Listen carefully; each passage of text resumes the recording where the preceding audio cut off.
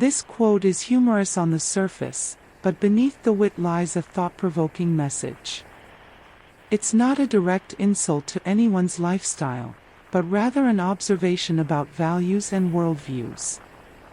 The point isn't that having a big TV is inherently bad. Technology, entertainment, and visual media all have their place. The deeper question is, how much does a person value thoughtful reflection, learning, and intellectual growth compared to passive consumption?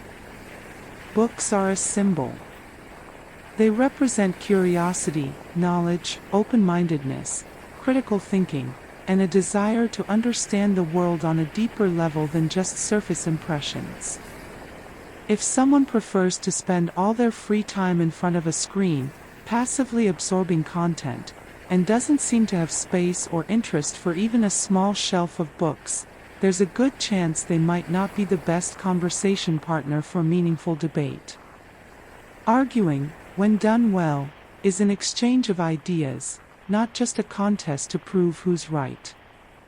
The quality of a debate depends on both people being genuinely interested in the truth, not in winning, not in shouting the loudest, and not in feeding their egos.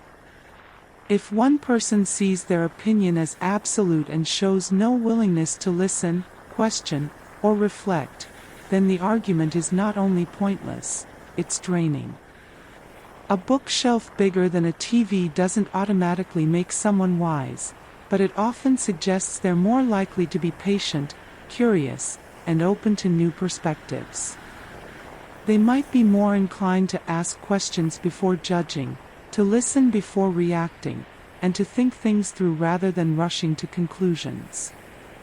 These are the kinds of people worth talking to, because their goal isn't just to win an argument, but to understand and grow. This saying isn't about arrogance, it's about choosing your conversations wisely. Time and energy are limited resources, and we should be mindful of where we invest them.